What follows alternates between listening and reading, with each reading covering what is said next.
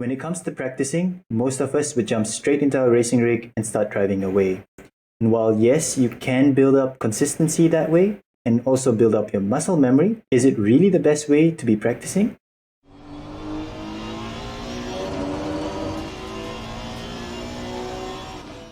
Hey everyone, my name is Faiz from Races with Data. I hope you guys are doing well. Today is the 16th of December 2020, and I'll be sharing with you how I structure my practice sessions so that they are a bit more time efficient.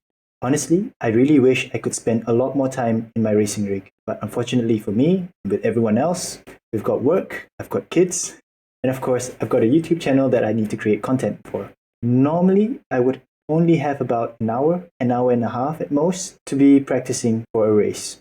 For this weekend, I actually have a 4-hour endurance race in Silverstone. And to be completely honest with you, I have never learned the new layout of the circuit. And yes, I do mean that new layout from 10 years ago, which is the addition of the arena section.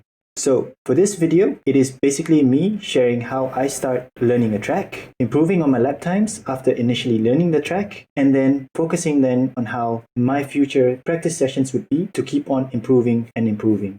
So the first step that I did was actually, I did not go on YouTube immediately for track guides. The first thing that I did was to actually jump into my rig and start driving. Really, this is like going out, driving around in your car as you would in real life. Basically, I was just going around, cruising around on the track, trying to learn the track. Now, I do know a bit about the old circuit layout, but it was mainly for the arena section that I was focusing on. So in the arena section, I was just driving less than 100 kilometers an hour. And this was really for me to learn the track, learn the sequence of corners, and then looking around, trying to find out what references I can use as brake markers, turn-in markers, and acceleration points. And I do this for about 45 minutes roughly, and then slowly, gradually increasing my pace until I can get sort of a clean lap. It's not going to be the fastest lap because this is at the end just going to be based on my own estimation of what the racing line should be and what the brake markers should be. So after this first session, after this cruising around,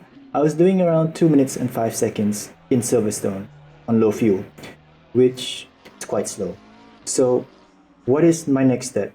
So for my next step, I actually now turn on my phone and start browsing for track guides. The reason why I do this second and not first is because while I was driving around, I was also creating this reference point in my mind.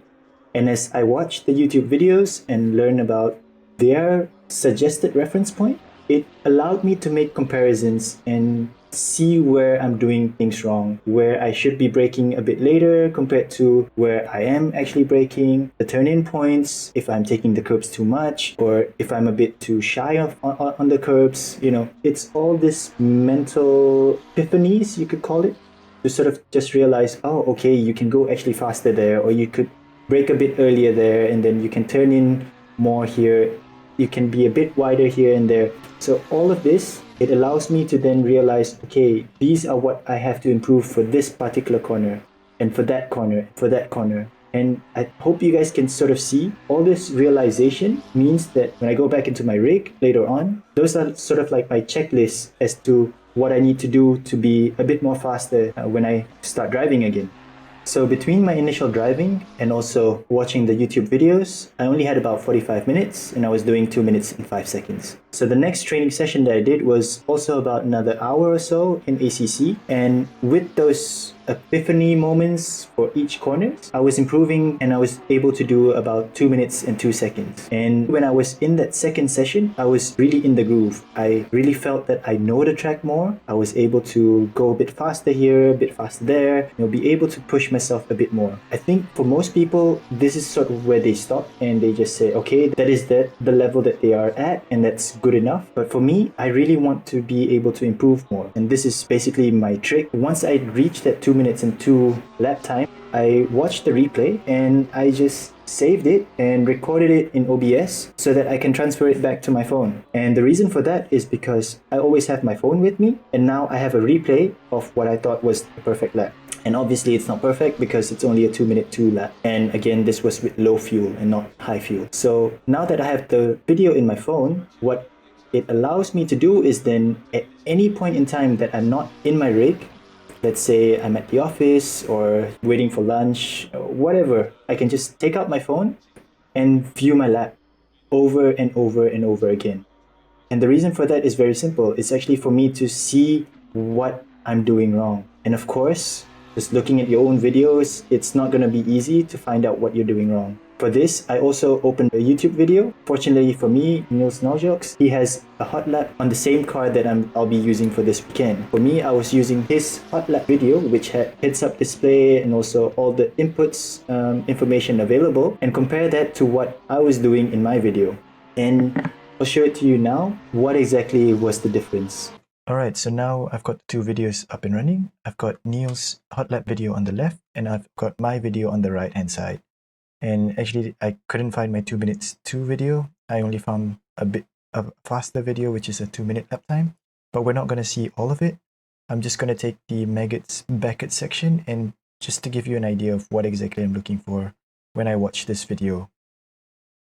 And we're specifically looking for the first right-hander, not the left-hander. The fast left-hander is non-existent. You take it flat out. But then the breaking into the first right-hander, and see what I'm doing and what Niels is doing, and then just learning how I could improve for the next time when I'm in the rig again.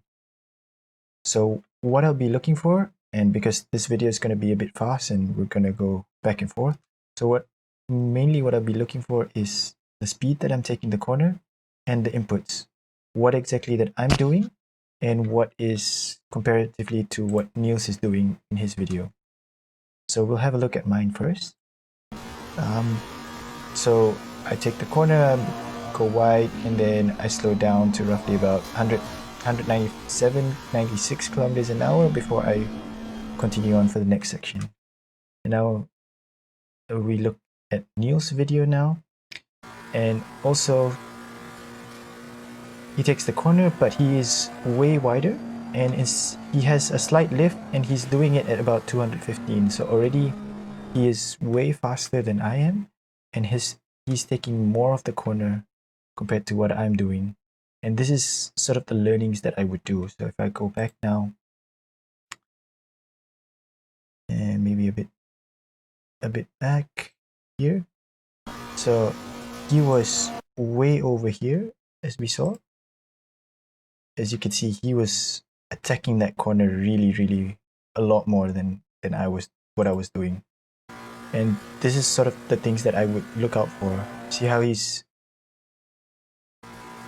here we go, and you would see how he's like really so far out on this curve on the left, and we are almost at the same speed. Maybe he's a bit faster coming now here. So 243 is slightly a bit faster. And look at me, I'm lifting off, pressing the brakes way too much compared to what he's doing. Here's pulling, hopefully it loads. And yeah, so I can be about 15 kilometers faster if I take the corner wider and I dab a bit on the brake and not slamming on the brakes too much. We'll compare that to Niels. Look at that. He was doing it 216 is the slowest speed that he went. And this is sort of the thing that I would do, and I would do it for each and every corner. I just look, okay, this corner, if the speed difference is too much, and if it's, what is it that I'm doing wrong? What is it that I can learn? And what I need to do. And then I would then, like I said, take a mental note and just keep it in my head or write it down somewhere so that I know for the next time when I'm in the rig, this is what I have to do. And again, once I know where I want to improve, the next time I jump into my rig, I already have this checklist of, okay, if I come into this corner, what exactly do I need to do? What exactly do I need to look out for? What exactly that I need to improve on? And basically, this is the same process that I would do each and every time. I'm no longer sitting there for an hour driving around endlessly, not knowing what exactly I need to do to improve my time. I really hope you guys find this video helpful. Do let me know if you guys do the same thing or if you guys have a different method for your practice session, and just write down in the comments. I really want to know how you guys do your practice sessions. And that is all for me. I hope you guys enjoyed the video, and I will see you later.